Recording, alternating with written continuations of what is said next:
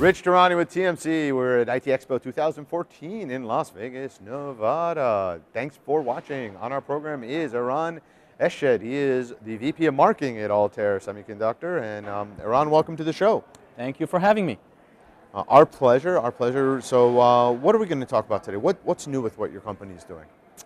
So what's new about what Altair is doing in the LTE space? I mean, we've been doing LTE for quite a few years, but it's all about the role of LTE, and the role LTE is going to play in the M2M and IoT space, and that's new.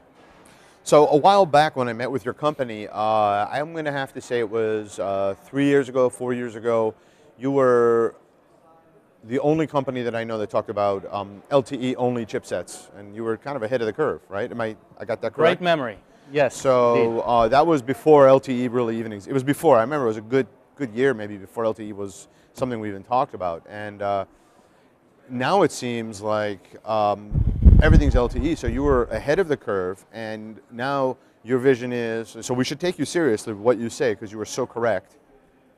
I'd like you to. So we are. So now the question becomes, why is LTE the right way to go for M2M? Okay, so just like folks reacted when we said we're doing LTE only, and at that time people said, what is LTE only? Why do we need it? And today, I mean, we're shipping millions of chips into the market. We think we're doing the same kind of disruption today when we're talking about LTE in the context of M2M and IoT. Because LTE is not really what comes in mind when you talk about these low bit rate, low power, cheap connectivity solutions that you need for whatever sensor you need to connect to the cloud. So we're saying LTE is actually a technology that you could very effectively, very economically use in these markets.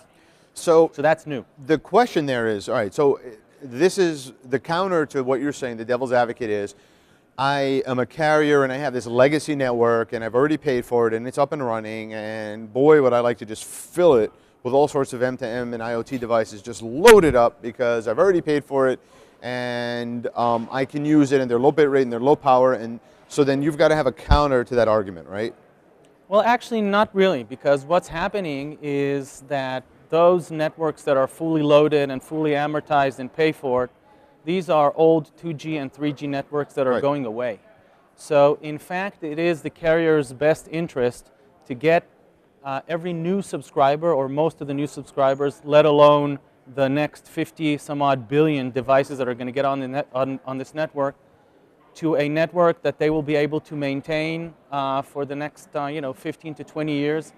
And the cost per bit that they can offer based on an LTE network is dramatically lower than anything they could offer on a 2G or 3G network. So in fact, this is their interest. So you're making the argument that there was maybe 5 years ago where GM's OnStar network stopped working because of the technology they use, and I can't remember which technology it was that was sunset by the carriers, and all of a sudden a number of cars stopped working because, or their OnStar stopped working. Exactly. So basically the argument here is that these legacy networks, the reason that they are legacy networks is the reason why they're not going to be around, or vice versa. They're not going to be around because they're legacy, and so the argument is this is the next generation, get on with it.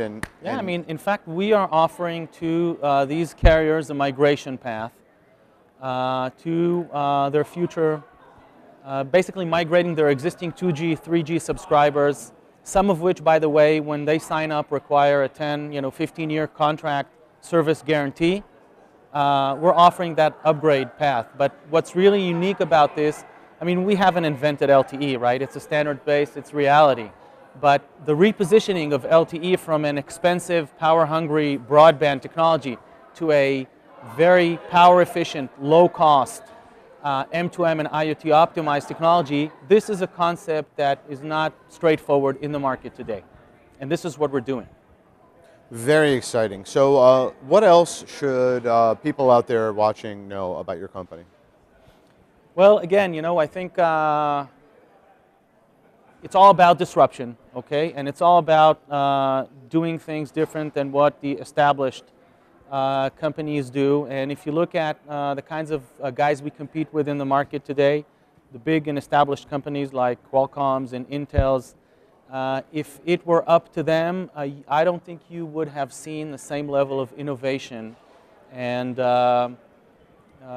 cost reduction that you see today in the marketplace. It's new players, hungry and aggressive such as ourselves, that drive these new markets. And in fact, we see great cooperation and responsiveness from the carriers because they understand that companies like Altair are the key to basically pushing or pulling the ecosystem towards more aggressive pricing, features, technology.